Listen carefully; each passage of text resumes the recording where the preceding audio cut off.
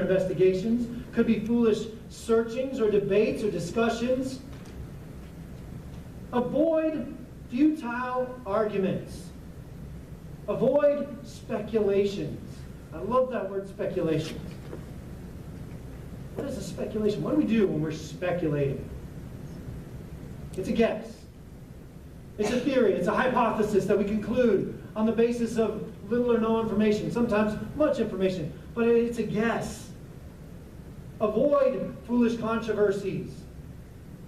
Now, as Paul was writing this to Titus, was he telling Titus to avoid all controversy?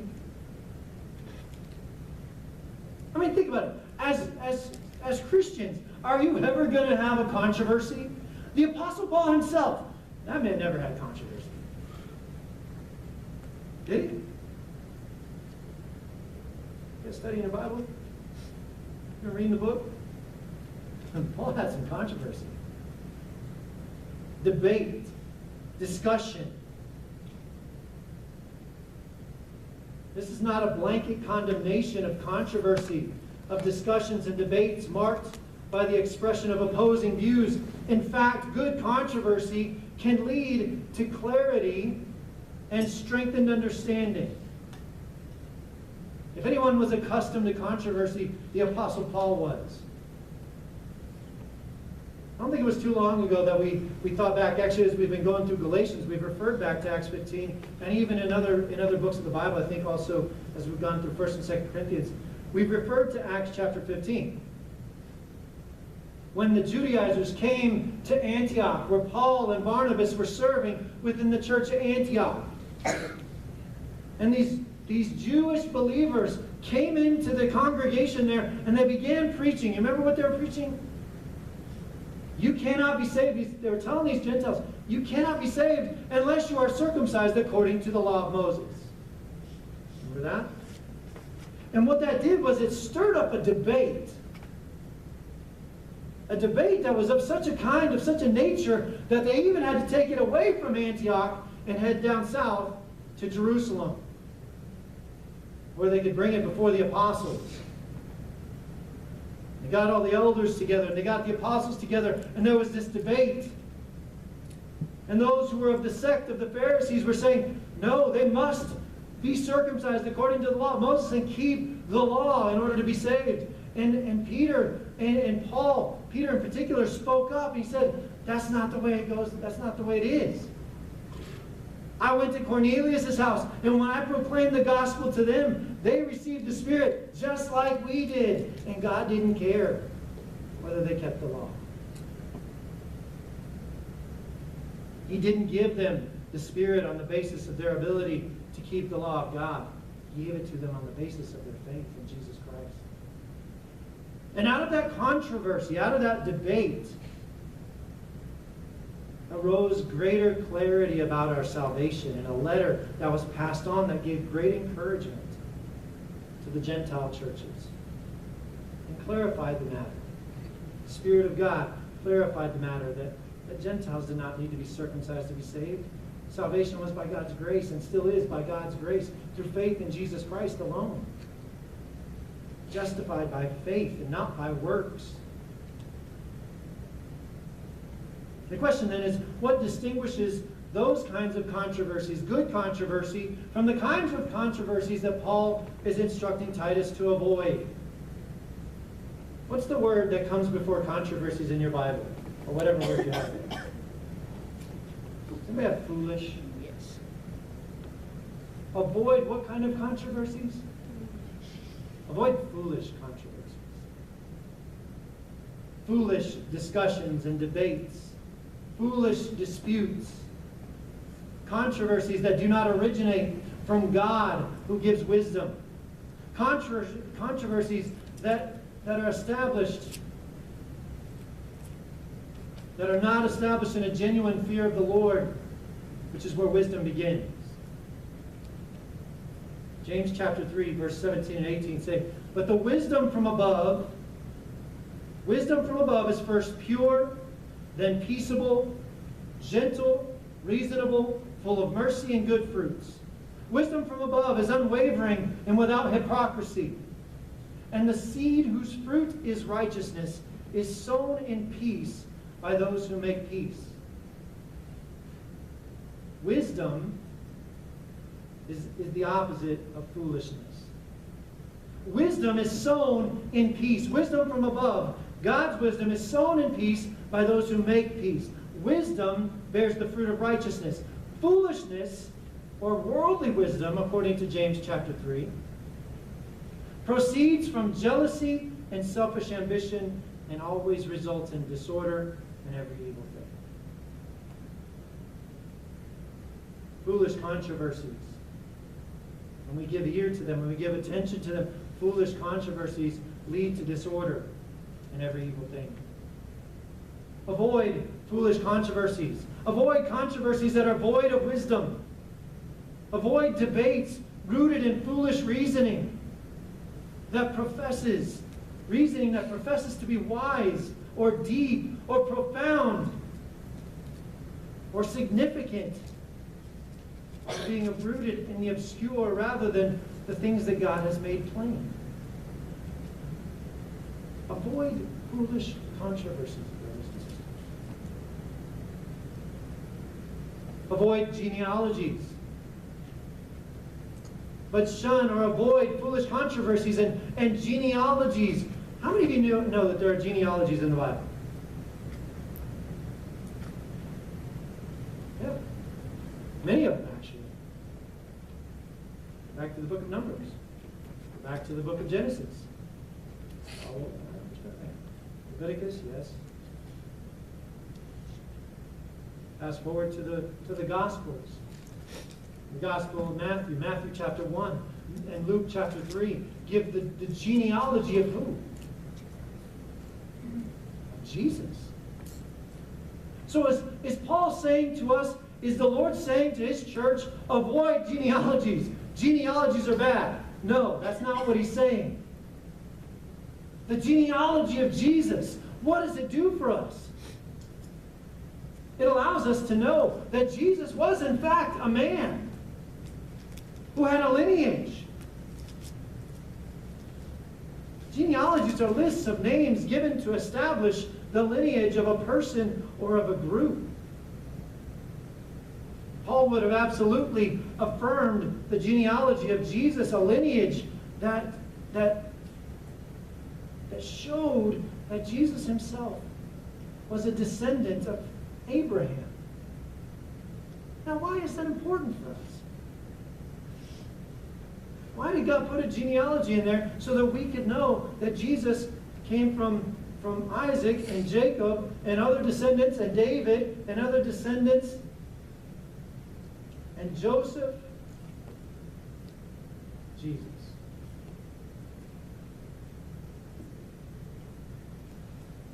He's a descendant of Abraham. What did God give to Abraham? In your seed, all the nations of the earth will be blessed.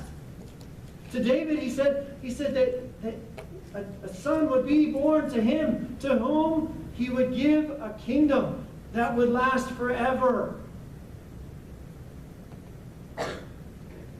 In that genealogy points back to Jesus being the one of whom the prophets spoke. The fulfillment of God's word, the fulfillment of God's promises over the generations. Paul was not condemning genealogies and the necessary and the accurate handling of the genealogies of the scriptures. What Paul was condemning was the abuse, the misuse of genealogies. Has anybody ever experienced that here?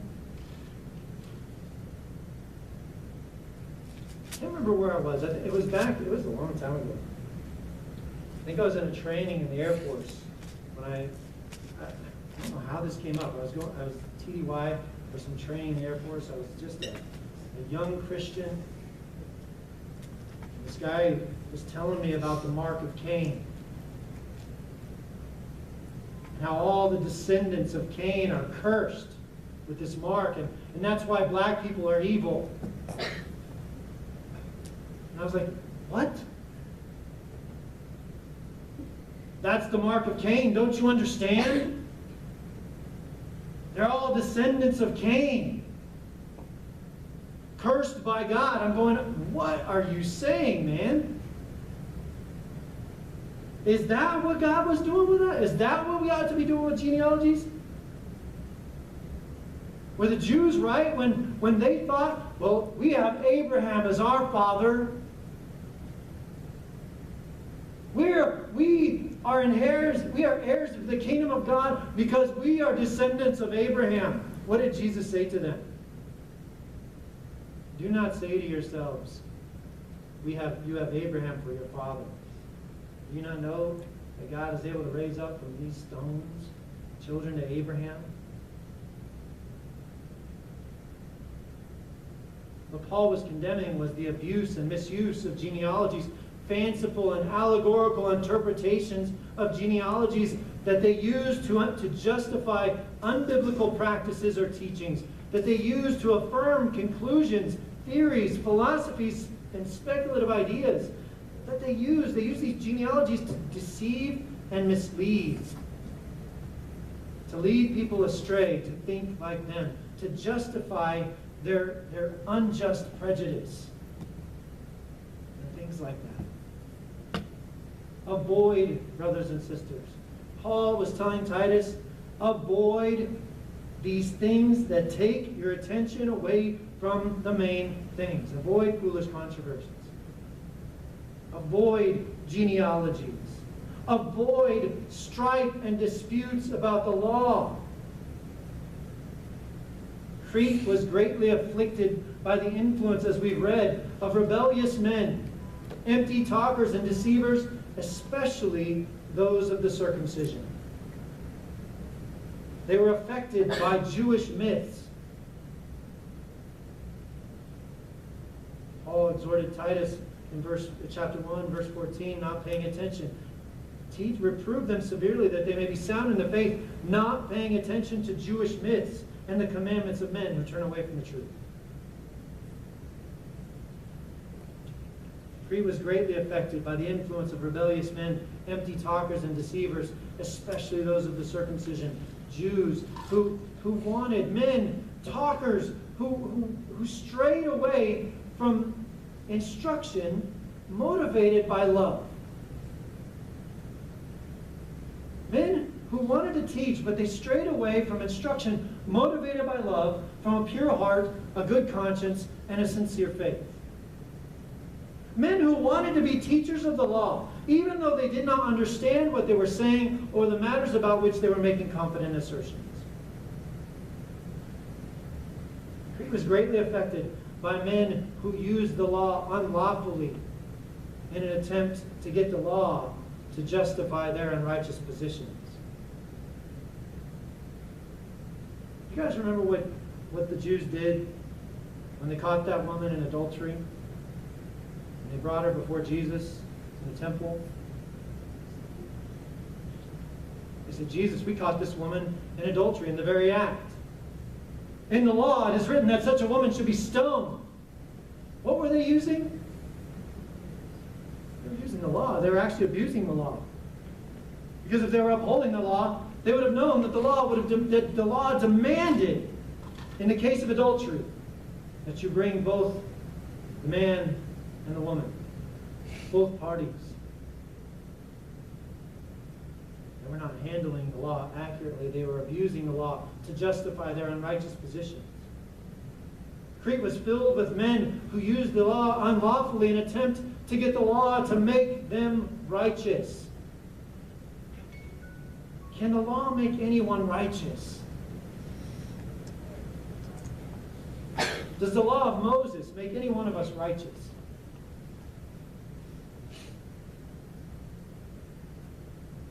Crete was affected by the influence of rebellious men who made bold assertions of fact on the basis of what the law says without comprehending the spirit and the intent of the law, without comprehending that the law wasn't added to make us righteous. God didn't give the law to make men righteous. But rather, God gave the law to expose our unrighteousness, that transgression in our awareness of our sins might increase.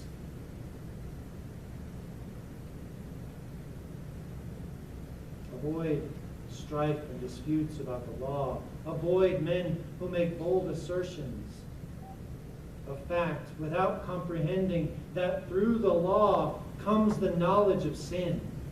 That without comprehending that the law's intent was never to make us right before God. The law's intent was to lead us to Christ. Think about it, guys. When you are brought before the standard of God's law, what do you say? Where does it bring you? Wretched man that I am, who will set me free from the body of this death? I have sinned. I agree with the law that the law is good, but I am a man sold into bondage to sin. And when I come face to face with God's good law, I realize that I have not kept it. And the only thing that the law can do is condemn me. And that law is given as a tutor, a schoolmaster, to lead us to Jesus, the only one by whom we must be saved. The only one who could take the punishment we deserve for violating God's law and offer himself in our place and offer in his name and in his name alone salvation through faith in Jesus Christ. Avoid. Speak confidently the things that are good and profitable, but avoid these things. Avoid foolish controversies. Avoid these genealogies, these men who use genealogies to justify their unjust conclusions and their falsehood. Avoid strife and disputes about the law. Why should we avoid these things? Paul says because they're unprofitable and worthless. Because they are not conducive to establishing God's order in his church, because they don't lead to peace with God, they don't lead to unity in Christ or the righteousness of God. What do they lead to? 1 Timothy 6 says they lead to envy. Foolish controversies, genealogies, and disputes about the law lead to envy, strife, abusive language, evil suspicions, constant friction. They lead to speculation rather than furthering the administration of God. 1 Timothy 1:4. 2 Timothy 2:16 and 23. They lead to further ungodliness and quarrels. Things like these harm people. They lead nowhere and they settle nothing. Does that make sense? Foolish controversies. Genealogical arguments that do not hold to the spirit of God's intent. Disputes about the law. These things do no good. They only do harm. They lead nowhere and they settle nothing. Secondly, as we seek to set in order what remains, we need to steer clear not only of teachings, but we need to steer clear of teachers that seek to divide us from the main things. Verse 10, reject a factious man after a first and second warning, knowing that such a man is perverted and is sinning, being self-condemned. Excuse such a man. Have nothing to do with a factious man, with a sectarian man, the New King James says, with a heretic, which is actually right along the lines of what the Greek says.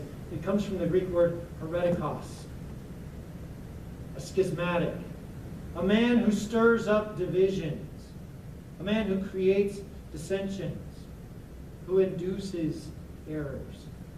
Reject. Steer clear of. Get away from such a man. Have nothing to do with such a man. Paul is not simply talking about a person who asks difficult questions. Understand, guys.